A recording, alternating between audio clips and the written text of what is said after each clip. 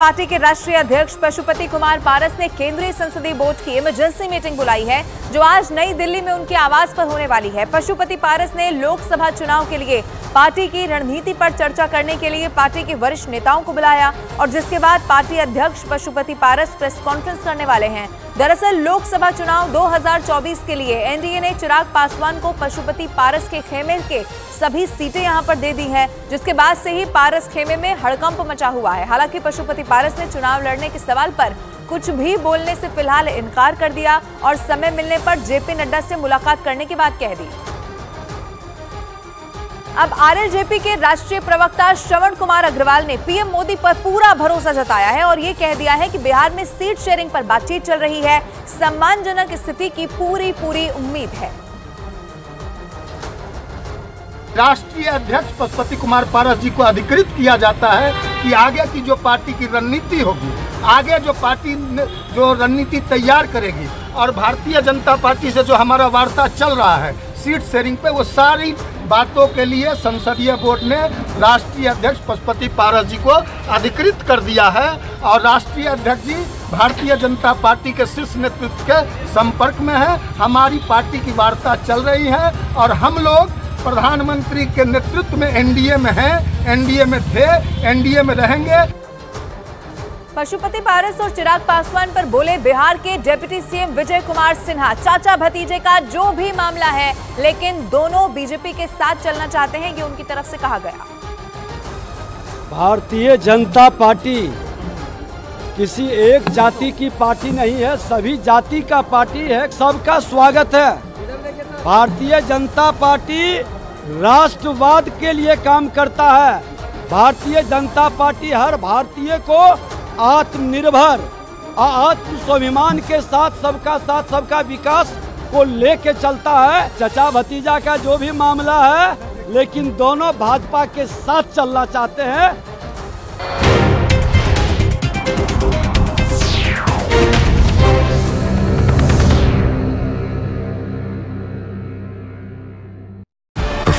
पहले मुसलमान समुदाय के बारे में बात करते हैं, क्योंकि चाहे ओवैसी साहब हों, चाहे ममता बनर्जी हों, और फिर बहुत से विदेशी मीडिया जो है वो भी कह रही है it's an anti Muslim law, because आप मुसलमानों को नहीं शामिल कर रहे हैं, तो वो क्राइटेरिया ही है कि मुसलमान नहीं होने चाहिए। ऐसा नहीं है, आप इस लॉ को आइसोलेशन में नहीं दे सकते। इस देश का एक इतिहास है। 15 अगस्त 1947 को देश का विभाजन हो गया, देश 3 हिस्सों में बंट गया। वो बैकग्राउंड है। भारतीय जनसंघ, भारतीय जनता पार्टी हमेशा विभाजन का विरोध किया। हम कभी सहमत नहीं थे। इस देश का विभाजन धर्म के आधार पर होना ही नहीं चाहिए था, मगर उस वक्त किया गया। जब धर्म के आधार पर आप विभाजन करते हो और वहां जो अल्पसंख्यक है उन लोगों पर ढेर सारे अत्याचार हो, धर्म परिवर्तन कराया जाए, इनकी महिलाओं को अपमानित किया जाए, वो माँ बहन बेटी के लिए वो शरण में आए भारत की, तो क्या उसको यहाँ नागरिकता का अधिकार नहीं है? और स्वयं कांग्रेस के नेताओं ने आजादी के वक्त सैकड़ों भाषणों में कहा है कि अभी मारकाट चल रही है, अभी जहाँ है वहाँ रह जाइए, बाद में जब कभी भी भारत में आएंगे आपका स्वागत है। परंतु बाद में इलेक्टोरल पॉलिटिक्स चालू हुई, वोट बैंक की राजनीति चालू हुई। अपीसमेंट के कारण वो वादा कांग्रेस पार्टी ने कभी पूरा नहीं किया, जो आज नरेंद्र मोदी पूरा कर रहे हैं। सर, जो बाकी समुदाय, बाकी जो रिलीजन्स हैं, चाहे हिंदूज हैं, जैन हैं, बुद्ध हैं, सिख हैं, उन सबको तो मैं मानती हूँ, ठीक है, देवर रिलीजन्स बॉर्न इन इंडिया। नहीं, आंकड़े पर पारसी और अगर आप पारसी और ईसाइयों को ला सकते हैं, वो जो रिलीजन्स है, they were not born in India, तो अगर आप पारसी और ईसाइयों को ला सकते हैं तो मुसलमानों को क्यों नहीं?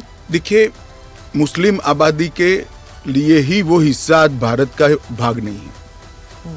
वो भूमि इसीलिए दे दी गई थी। फिर तो हर देश से अव्यवस्था से जो आना चाहिए, इसके लिए भारत के दरवाजे खोल लो। भारत कहाँ बचता है? अखंड भारत के जो लोग हिस्सा थे और जिन पर धार्मिक प्रताड़ना हुई है, उसको शरण देना मैं मानता हूं हमारी नैतिक जिम्मेदारी है और हमारी कॉन्स्टिट्यूशनल रिस्पॉन्सिबिलिटी है। और अमित शाह ने विपक्ष पर भ्रम फैलाने का आरोप लगाया। उन्होंने कहा अभी सिर्फ सीए लागू किया गया है, इसमें एनआरसी का कोई प्रावधान नहीं है। बिल्कुल, और ना ही किसी की नागरिकता छीनी जा रही है। सीए और एनआरसी दोनों को एक साथ मिलाकर विपक्ष लोगों को कंफ्यूज कर रहा है, गुमराह कर रहा है।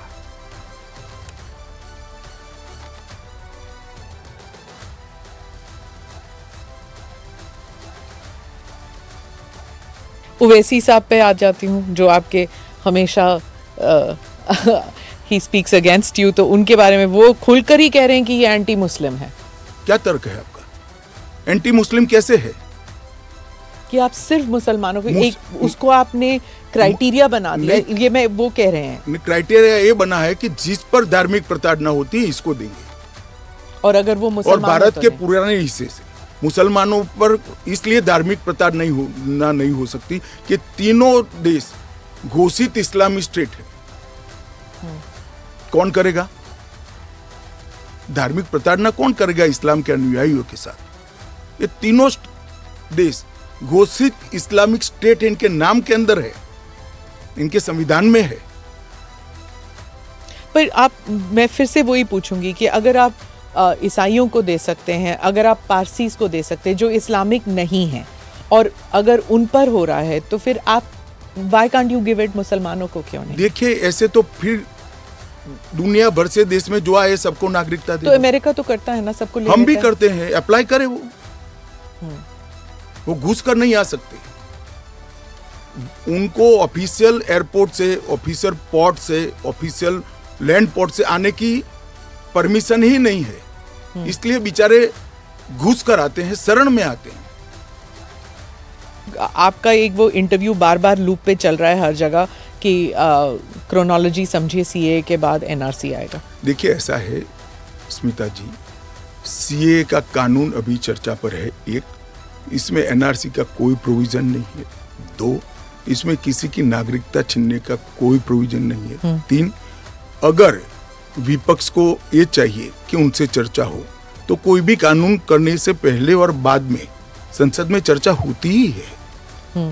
तो दोनों को मिक्सअप कर आप क्या लेना चाहते हो? अभी सिर्फ सीए चर्चा में है।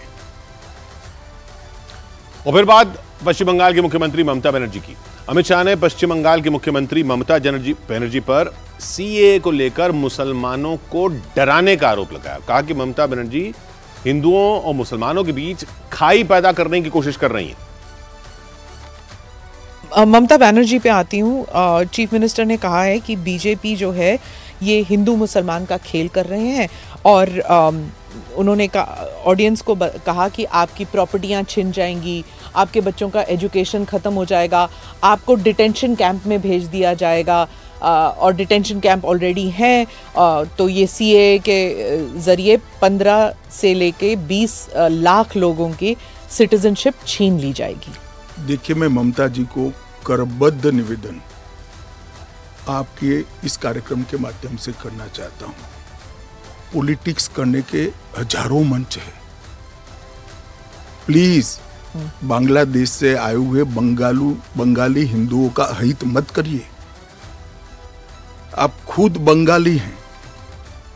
बांग्लादेश से जो बंगाली हिंदू आए हैं, इनको नागरिकता देने के लिए ये कानून है। ममता जी को मैं खुली चुनौती देता हूं, इस कानून की धारा में से किसी की नागरिकता छीनने की एक धारा वो बता दे सार्वजनिक रूप से।